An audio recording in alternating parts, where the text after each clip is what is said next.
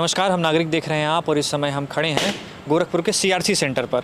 CRC centre यानी कि composite regional centre, Hindi में इसको समाकेतिक क्षेत्रीय कौशल विकास पुनर्वास एवं दिव्यांगजन सशक्तिकरण केंद्र कहते हैं। यहाँ पर जो विकलांग बच्चे हैं या विकलांग लोग हैं, उनके सशक्तिकरण के लिए जो सरकारी योजनाएं चलाई जाती हैं वो यहाँ से संचालित होती हैं, उसकी देखरेख यहाँ पर होती है। ये आपको बता दें कि गोरखपुर के सीतापुर आई हॉस्पिटल के परिसर में स्थित है। और आज यहाँ कुछ खास हो रहा है। खास ये हो रहा है कि आप देख सकते हैं, ये बैनर लगा हुआ है, साधना टॉय लाइब्रेरी। ये एक अनोखी लाइब्रेरी का उद्घाटन हो रहा है यहाँ पर दिव्यांग बच्चों के लिए। सामान्य बच्चों के लिए तो आपने तमाम चीज़ें देखी होंगी, तमाम लाइब्रेरी प्लेवे वगैरह देखे होंगे, लेकिन जो दिव्यांग बच्चे हैं, वो फिजिकली डिसेबल बच्चे हैं, चाहे वो हाथ की विकलांगता हो, पैर की विकलांगता हो, वो बच्चे हैं, उनके लिए एक अनोखा प्रयास है। और श्री अमरेंद्र कुमार सिंह एक समाजसेवी हैं, उन्होंने और सीआरसी ने मिलकर इस टॉय लाइब्रेरी का शुरुआत किया है। अभी इसका उद्घाटन होना है। देखिए, गुब्बारों से सजाया गया है ये पूरे बिल्डिंग को। आइए अंदर आते हैं और समझने की कोशिश करते हैं कि ये लाइब्रेरी कैसे काम करती है। और देखिएगा बचा के, तो हमारे साथ ये छोटी सी लाइब्रेरी है। सर, क्या नाम है आपका? मेरा नाम संजय प्रताप सिंह है। मैं यहाँ पर सीआरसी गोरखपुर में एज ए विकासात्मक चिकित्सक के रूप में यहाँ पर पदस्थ हूँ।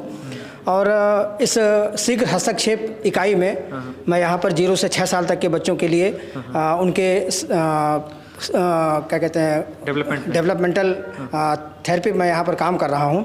बच्चों के कौशल विकास, जैसे उसका शारीरिक कौशल है बच्चे का, उनके गत्यात्मक कौशल है, इन सभी उनके विकास के लिए इस टॉय लाइब्रेरी का हम लोगों ने शुरुआत किया हुआ है।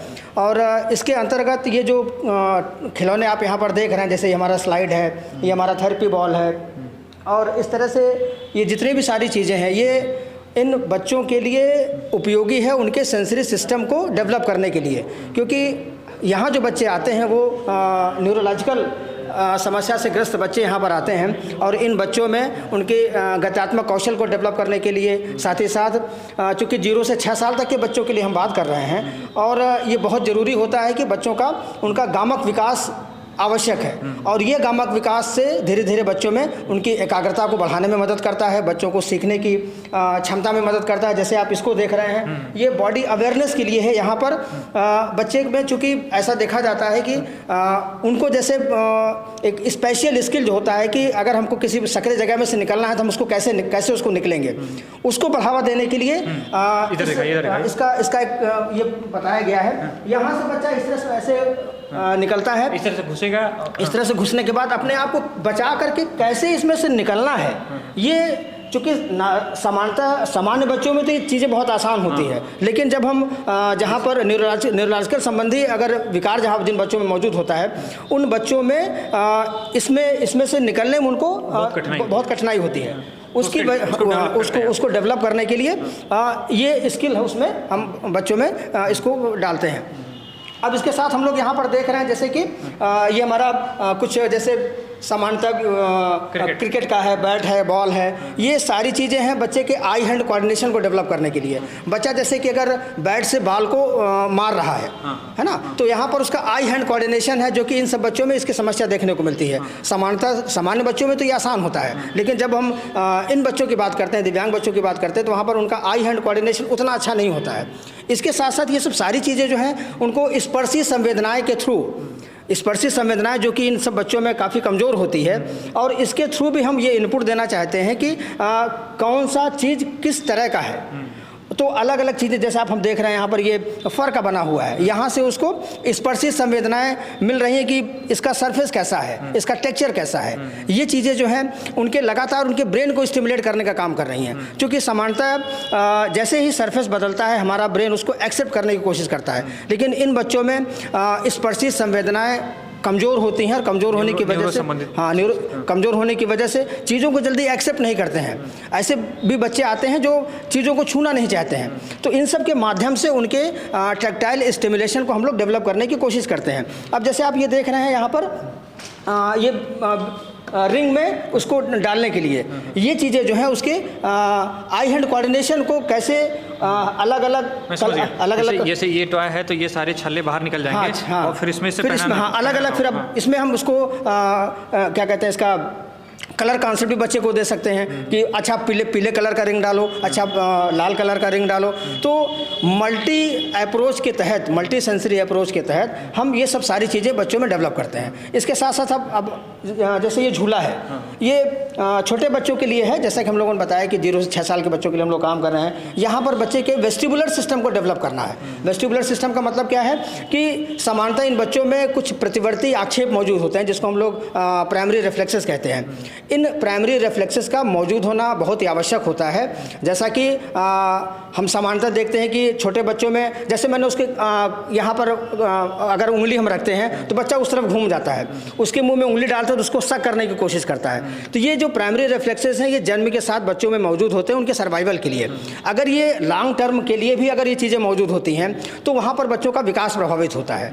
अब इन सारी चीज़ों में उसका बैलेंसिंग प्रभावित है, बच्चे को सेंस ऑफ अवेयरनेस नहीं है, बच्चे को ये समझ में नहीं आता मेरा बॉडी अब किस पोजीशन में है। तो इन सब सारी चीज़ों को डेवलप करने के लिए ये हम एक झूला है बच्चों के लिए, जो कि उनके वेस्टिबुलर सिस्टम को इंक्रीज करता है। इसके साथ साथ ये इसको अगर हम देखें तो यहाँ पर उसकी बैलेंसिंग के लिए है। बैलेंसिंग के लिए है कि अब इसको कितने प्रेशर से इसको दबाना है ना, और फिर दूसरा बच्चा फिर उठेगा, फिर ये बच्चा बैठेगा। तो एक समन्वय जो स्थापित हो रहा है उसके लिए ये बहुत ही आवश्यक है, उसके लिए बहुत आवश्यक है। ये तो आप मैं समझ गया। अब हमको ये बता दीजिए कि इसमें कौन से बच्चे आ सकते हैं जो CRC में रजिस्टर्ड हैं, या मतलब सामान्य बच्चे। अगर कोई विकलांग ऐसा बच्चा है, मतलब सामान्य जानकारी शुरू से पूछते हैं, जैसे कोई विकलांग बच्चा है मान लीजिए, वो यहाँ आना चाहता है, उसे क्या करना होगा? सबसे पहले उसको हमारे यहाँ CRC में, हमारे यहाँ जो मेन ऑफिस है हमारा, वहाँ पर उसका रजिस्ट्रेशन कराना होगा। ये रजिस्ट्रेशन की एक प्रक्रिया है जिसमें 10 रुपये का एक बहुत ही मिनिमम शुल्क जो है बच्चे से साल भर के लिए लिया जाता है। और उस रजिस्ट्रेशन प्रक्रिया पूरी होने के बाद ये इसलिए आवश्यक हो जाता है क्योंकि एज ए रिकॉर्ड वो हमारे यहाँ रखा जाता है कि बच्चे उसको अलग अलग डिपार्टमेंट के लिए भेजा जाता है। चूँकि इन बच्चों में एक से अधिक समस्याएँ होती हैं, इन बच्चों के लिए फिजियोथेरेपी की आवश्यकता है, इन बच्चों के लिए स्पीच एंड लैंग्वेज थेरेपी की आवश्यकता है, इन बच्चों के लिए स्पेशल एजुकेशन की आवश्यकता है। बड़े बच्चे हैं तो उनको वोकेशनल यूनिट में जाना है। तो इस तरह से जो है रिकॉर्ड इसलिए रिकॉर्ड हम लोग मेंटेन करते हैं। फिर एक बार जब फर्स्ट टाइम बच्चा आता है तो उसको सारे विभागों में भेज करके उसका असेसमेंट हो जाता है। फिर ये डिसाइड हो जाता है कि अब उसको कहाँ पे सर्विसेज लेनी है, तो उसके तहत फिर निर्धारित हो जाता है। फिर बच्चा अपने संबंधित विभाग में ही जाता है। उसको कोई शुल्क वगैरह भी है? नहीं, ऐसा कोई शुल्क नहीं, सिर्फ 10 रुपये का रजिस्ट्रेशन शुल्क है। और उस रजिस्ट्रेशन शुल्क जो है वो हमारा पूरे 1 साल का होता है वो। अच्छा, ये समय ये आज उद्घाटन हो रहा है, आज से शुरू है ये? हाँ, आज से इसकी शुरुआत है। और चूंकि CRC का टाइमिंग जो है वो हमारा 9 बजे से लेकर के 5:30 बजे तक है। और हम सभी लोग जो हैं 9 बजे से लेकर 5:30 बजे तक अपनी सेवाएं यहाँ पर प्रदान करते हैं। और कभी कभी तो 5:30 के बाद भी, चूँकि पेरेंट्स बहुत ही अधिक संख्या में आ जाते हैं, जैसे मान लीजिए किसी दूर दराज से आ गए, बिहार के बॉर्डर से आ गए, तो हम ये नहीं करते हैं कि नहीं अच्छा आज हमारा टाइम खत्म हो गया तो हम सर्विसेज नहीं कोऑपरेट करते हैं। हाँ, उसको हम लोग पूरा करते हैं। हफ्ते में 5 दिन आपने बताया? हाँ, सोमवार से शुक्रवार 9 बजे से 5:30 बजे तक हम अपनी सेवाएं प्रदान कर रहे हैं। चलिए, बहुत बहुत धन्यवाद, आपने इतना समय दिया और इतनी अच्छी जानकारी दी। तो ये आप देख रहे थे कि गोरखपुर CRC में एक नई शुरुआत है दिव्यांग बच्चों के लिए, खासतौर पर 0 से 6 ईयर्स के जो बच्चे हैं उनके लिए एक लाइब्रेरी, इसको टॉय लाइब्रेरी का नाम दिया गया है। और इसको खेल के माध्यम से, इस जो खिलौने हैं इनके माध्यम से उनके कौशल में जो विकास की प्रयास किया जाएगा, कोशिश किया जाएगा। अलग अलग खिलौने हैं, जैसा कि इन्होंने बताया कि एक खिलौना है जो संकरे जगहों पर निकलने के लिए प्रेरित करेगा बच्चों को, दिव्यांग बच्चों को। सामान्य बच्चे तो आराम से कर सकते हैं, लेकिन इसके थ्रू उनको थेरेपी देकर उनको विकसित करने का प्रयास किया जाता है। ऐसी ही अन्य खिलौने हैं, कई अलग अलग काम में के लिए खिलौने हैं, अभी सर ने बताया उसके पहले। तो ये एक अच्छी पहल है सरकार के द्वारा और CRC के द्वारा मिलकर जो ये किया जा रहा है। बाकी अन्य खबरों और जानकारी के लिए जुड़े रहिए हमारे साथ, देखते रहिए हमारा चैनल। धन्यवाद।